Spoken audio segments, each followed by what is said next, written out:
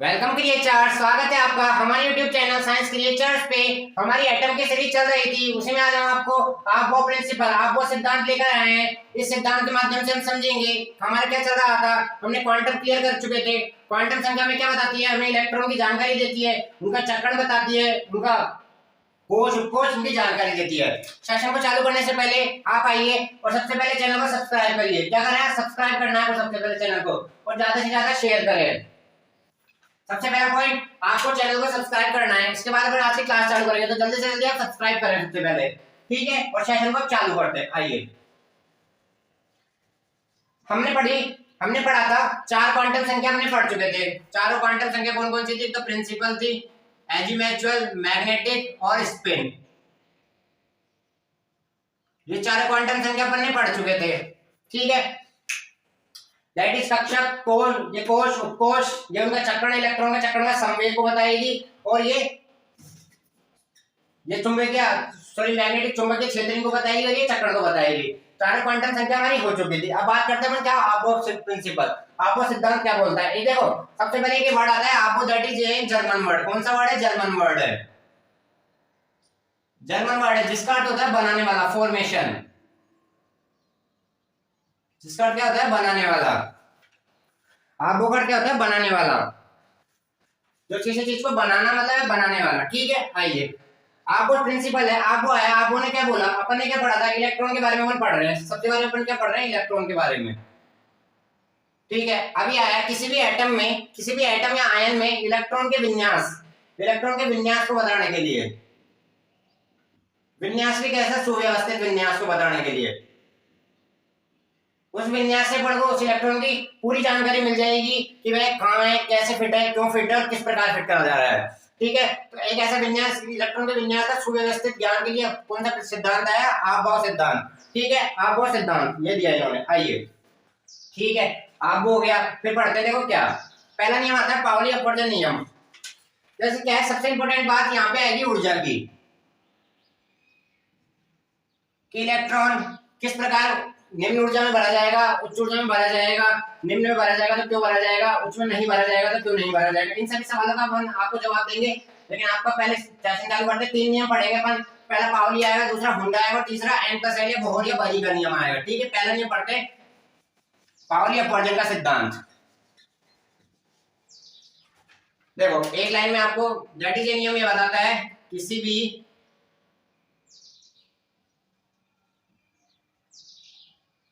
कोश में, किसी भी कक्षक में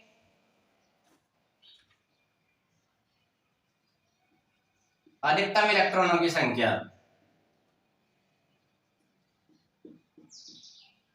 किसी भी कक्षक में अधिकतम इलेक्ट्रॉन की संख्या कौन बताएगा? पाउली का अपवर्जन नियम। पाउली अपवर्जन नियम, पाउली क्या कह गया? सबसे पहले पाउली आया, पाउली ने कहा चार क्वांटम संख्याएं होती है, N, L, M और S, स्पिन, इससे दर्शाते हैं। चार क्वांटम संख्याएं किसी भी एक परमाणु में दोनों इलेक्ट्रॉनों के लिए चार क्वांटम संख्याओं के मान कभी भी समान नहीं हो सकते हैं। इसके लिए किसी भी परमाणु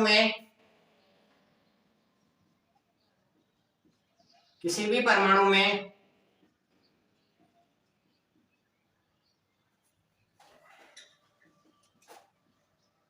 दो इलेक्ट्रॉन के लिए चारों क्वांटम संख्याओं के मान समान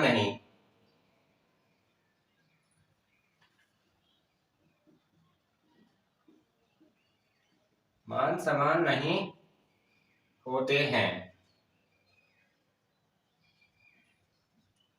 ठीक है। देखो क्यों नहीं होते हैं। चार क्वांटम संख्या अपन ने लिख रखी थी, जिनमें पहली तीन है कौन कौन सी है? मुख्य क्वांटम संख्या, द्विघांशी क्वांटम संख्या और चुंबकीय क्वांटम संख्या। यह तीनों N है, L है और M है।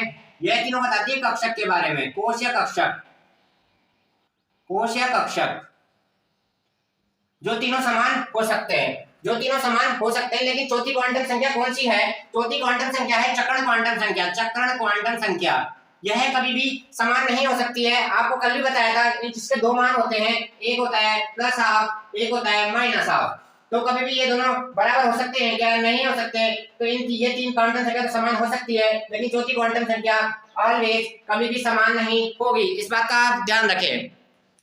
चौथी क्वांटम संख्या कभी भी समान नहीं होगी। तो यही बोल के क्या पाउली, किसी भी परमाणु में 2 इलेक्ट्रॉन के लिए चारों क्वांटम संख्याओं के मान कभी भी समान नहीं हो सकते हैं। ये थी पाउली की थ्योरी। तीनों के मान तो अपन जानते हैं कोश कक्षा से संबंधित है, ये तीनों तो फिर भी सेम हो सकते हैं, लेकिन चक्रण तो हमेशा उल्टा ही आएगा। तो इससे क्या समझे, इससे यह समझे पाउली सिद्धांत से एक कक्षक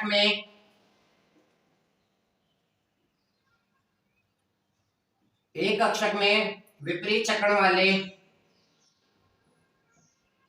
अधिकतम इलेक्ट्रॉनों की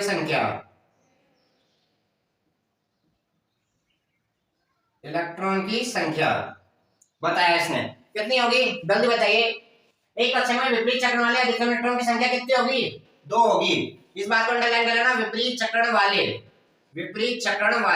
ठीक है, चक्रण कैसा होना चाहिए, विपरीत। यह भी बताएंगे विपरीत चक्रण के लिए कैसे स्टेबिलिटी प्राप्त करेगा। यहाँ तक पाउली बात कर गया। अब पाउली का स्टेटमेंट अपन पढ़ते हैं, पाउली ने क्या कहा, जो अपन ने पढ़ाया वही कहा या कुछ अलग कहा, ये अपन देख लेते हैं। पाउली का स्टेटमेंट क्या बोलता है, आइए।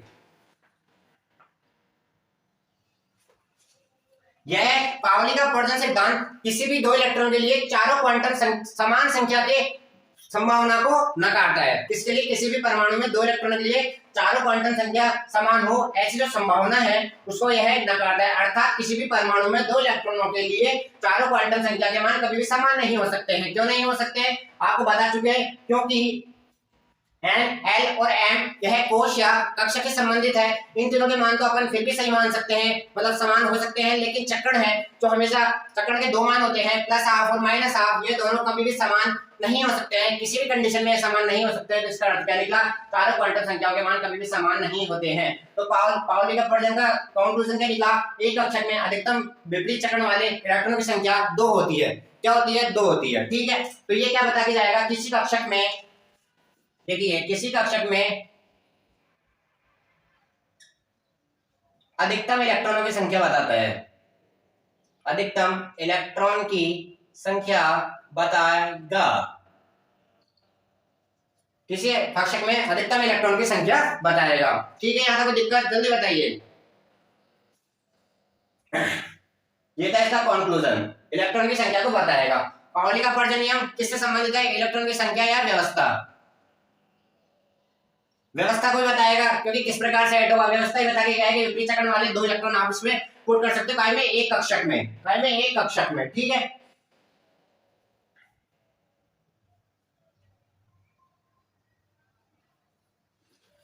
देखो अब देखते हैं अपन कक्षकों की बात करते हैं, उनमें अधिकतम इलेक्ट्रॉनों की संख्या के बारे में देखते हैं। ठीक है, यहाँ तक कोई दिक्कत हो जाए, समझ में आ गया होगा। आइए आगे बढ़ते हैं चीजों को और समझते हुए।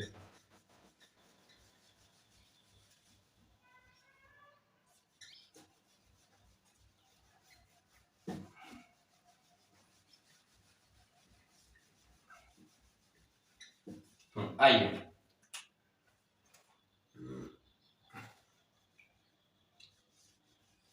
क्या बताएगा, अधिकतम इलेक्ट्रॉन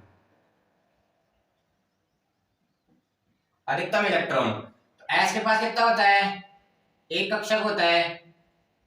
एक कक्षक में अधिकतम इलेक्ट्रॉन कितने आ सकते हैं, 2 इलेक्ट्रॉन आ सकते हैं। कितने आ सकते हैं, 2 का आ सकते हैं। नंबर पी के पास कितने होते हैं, 3 कक्षक होते हैं, पी एक्स, पी वाई और पी जेड।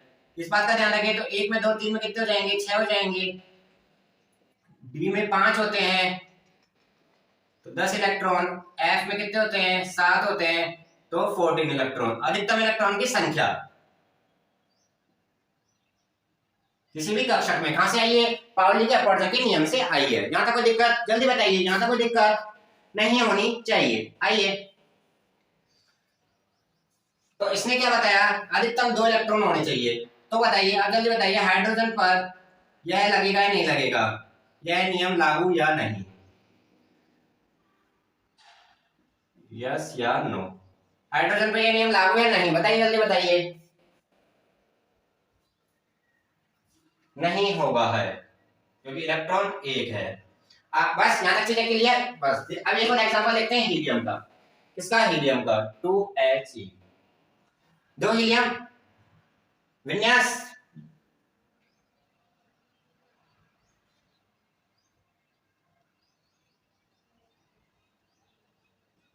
देखो हीलियम को दो तरह के अपन है ना विन्यास निरूपण, अगला टॉपिक अपना इलेक्ट्रॉनिक विन्यास आएगा। विन्यास निरूपण अपन समझेंगे तो दो तरह से विन्यास का निरूपण किया जाता है।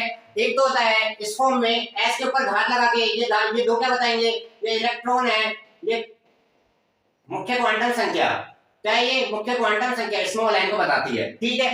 मुख्य क्वांटम संख्या एक तो होता है ये और एक होता है ये वाला फॉर्म, ठीक है, कक्षक के रूप में। क्योंकि ये वाला फॉर्म क्या है, बेस्ट है। क्यों बेस्ट है, क्योंकि इससे आपको है ना पूरी सारी चारों क्वांटम संख्याओं की जानकारी आसानी से मिल जाती है। यहाँ पे आपको चक्रण भी पता लग जाता है, क्योंकि एक ऐसे एक डेक्स्ट्रोट्रियर लैब है, यहाँ से आपको चक्रण का पता नहीं लग पाता है। तो बेस्ट विन्यास निरूपण का तरीका ये होगा, या अगला टॉपिक हमारा इलेक्ट्रॉनिक विन्यास में आपको पूरा समझाएंगे। यहाँ तक आप थोड़ा ध्यान रखें, दो तरह से आप निरूपण कर सकते हैं, ठीक है। आपके पास कितने इलेक्ट्रॉन है, 2 इलेक्ट्रॉन है, ठीक है। आपने इसको ऐसे डिवाइड कर दिया, एक ऐसे चक्रण वाला और एक ऐसे चक्रण वाला, ठीक है। अब इन चारों दोनों इलेक्ट्रॉन के लिए आपको N, L, M और S चक्रण के मान लिखने हैं। क्या बोल गया पावली, किसी भी दो इलेक्ट्रॉनों के लिए, किसी भी परमाणु में दो इलेक्ट्रॉन के लिए चार क्वांटम संख्याओं के मान कभी भी समान नहीं हो सकते हैं। तो अपन उसको देख लेंगे, यहाँ पे अगर मान समान आते हैं तो पावली की थ्योरी गलत हो जाएगी, अगर सही आते हैं तो पावली सही हो जाएगा, ठीक है। यहाँ तक कोई दिक्कत, जल्दी बताइए, यहाँ तक कोई दिक्कत नहीं। आइए, N का मान कितने इलेक्ट्रॉन है, यहाँ पे n का मान मुख्य क्वांटम संख्या को बताता है, तो n का मान 1, यहाँ भी 1, ठीक है। n का मान जो आगे लिखा रहता है वही n का मान होता है, जो आगे लिखा रहता है वही n का मान होता है। l का मान n माइनस 1, l का मान किस पर डिपेंड करता है, n पे, तो 1 माइनस 1, यहाँ पे 0, यहाँ पे 0।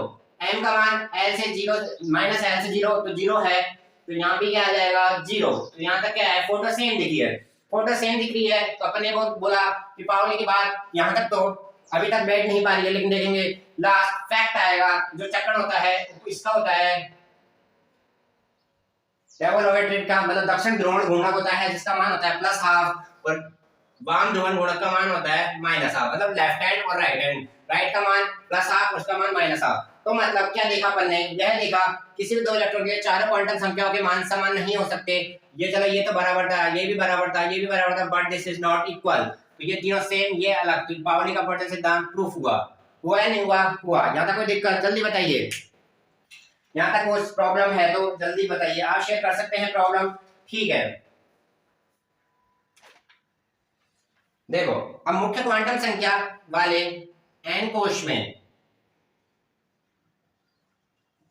आपको पहले भी पढ़ाया था, जब क्वांटम संख्या पढ़ाई थी, अधिकतम इलेक्ट्रॉनों की संख्या कितनी होती है, जल्दी बताइए।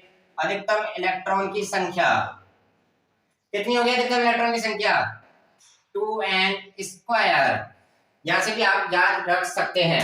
तो पावली क्या कह के गया, पावली कह के गया चार क्वांटम संख्याओं के मान कभी भी समान नहीं हो सकते हैं, चाहे आप कितना भी समान नहीं हो सकते हैं, क्योंकि तीन क्वांटम संख्या है। जो ऊपर की 3 है यह आपको कक्षक या कोष्ठ के बारे में जानकारी देती है, या आपको चक्रण बताती है, या तो फिर भी सेम हो सकते हैं तीनों ऊपर के, लेकिन यह कभी भी सेम नहीं होता है, क्योंकि एक कक्षक में अधिकतम विपरीत चक्रण वाले इलेक्ट्रॉन की संख्या 2 हो सकती है। तो यहाँ पे अधिकतम इलेक्ट्रॉन की संख्या बताता है कि इसमें एक कक्षक में S के पास एक और बिट होता है, तो अधिकतम इलेक्ट्रॉन 2, P के पास 3 होते हैं, 6, D के पास 10 होते हैं, और उसके पास 14 होते हैं। यहाँ तक कोई दिक्कत, जल्दी बताइए, यहाँ तक कोई दिक्कत, यहाँ तक कोई दिक्कत।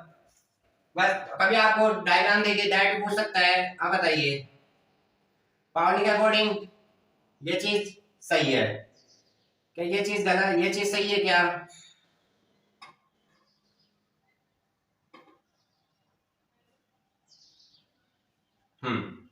बताइए। क्या बात की थी, विपरीत चक्रण की बात की थी, तो ये तो फिर भी सही है, ऐसी कंडीशन कभी भी नहीं होती है, क्योंकि इलेक्ट्रॉन पर आवेश क्या होता है, ऋणात्मक होता है। तो दो ऋणात्मक आवेश रिपल नहीं करेंगे क्या, करेंगे ना। सम इलेक्ट्रॉन में आवेश से तो ऊर्जा बढ़ेगी, ऊर्जा बढ़ जाएगी, आवेश ज्यादा लगेगा, मतलब एक दूसरे से भागेंगे, तो ऊर्जा बढ़ेगी, तो स्थायित्व में कमी, ऊर्जा और स्थायित्व हमेशा एक दूसरे के उल्टे नहीं, उल्टे होते हैं, ठीक है। अगर ये विपरीत रहेंगे तो एक थोड़ी निश्चित परास में रहेंगे, मतलब रिपल तो फिर भी होंगे, लेकिन इतना रिपल नहीं होंगे, एक डिस्टेंस मेंटेन रखेंगे और अपना ऑर्बिट को स्टेबिलिटी प्रदान करते रहेंगे। मतलब रिपल तो यहाँ भी होगा, लेकिन इतना रिपल नहीं होगा, स्टेबिलिटी रहती है। यहाँ पे बिल्कुल स्टेबिलिटी नहीं रहती है, क्योंकि ऊर्जा का मान ज्यादा और स्थायित्व मान में कमी आती है। ये आपका पावली कंप्लीट होता है पूरा। उम्मीद आपको समझ में आया होगा। आप वो के पहला सिद्धांत कल अपन देखेंगे, 2 सिद्धांत अपन कल एक साथ पढ़ते हैं, उस पूरा क्लियर करेंगे उसको। ठीक है, यहाँ तक आपको पावली क्लियर होता है। और वैसा इसमें एक भी टॉपिक आपको छोड़ा नहीं है इसमें पूरा। उम्मीद है आपको सेशन पसंद आया होगा। ऐसी सेशन को सब्सक्राइब शेयर जरूर करते रहें।